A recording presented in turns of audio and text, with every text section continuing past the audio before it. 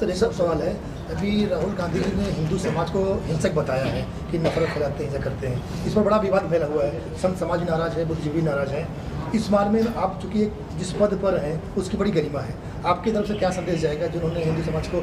देखिए, हमको जब कोई कहता है कि कौआ कान ले गया तो हम पहले कान पे हाथ लगाते हैं कि है कि नहीं।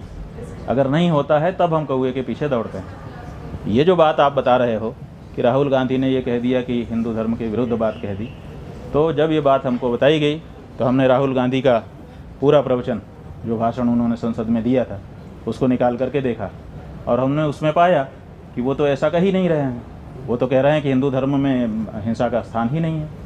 तो जब वो साफ कह रहे हैं कि हिंदू धर्म में स्थान नहीं है, तो फिर उनके ऊपर ये आरोप लगाना कि उन्होंने हिंदू धर्म के विपरीत कोई बात कही है, उनके आधे वक्तव्य को, अंश को निकाल करके और उसको फैला करके, ये हम समझते हैं कि अपराध है, दुष्प्रचार है और ऐसा करने वाले को दंडित किया जाना चाहिए, चाहे वो पत्रकार और चैनल ही क्यों ना हो।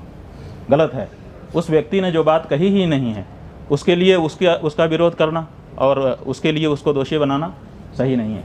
उन्होंने साफ कहा कि हिंदू ऐसा नहीं कर सकता, बहुत साफ कहा हिंदू हिंसा नहीं कर सकता। बाद में उन्होंने कहा कि जो लोग उनको उन्होंने अपने सामने जो अमुक पार्टी के सरकार के लोग हैं उनको देख करके कहा कि आप लोग अपने आप को हिंदू कहते हो और हिंसा नफरत फैलाते हो। तो उनका कहना केवल उस पार्टी विशेष के लिए था। हिंदू समाज के लिए उन्होंने पहले ही, इसके ठीक पहले जो वक्तव्य दिया है उसमें हिंदू की बात कही है। तो हमने वो पूरी बात देख ली, इसलिए हमारे मन में उसके लिए कोई बात नहीं।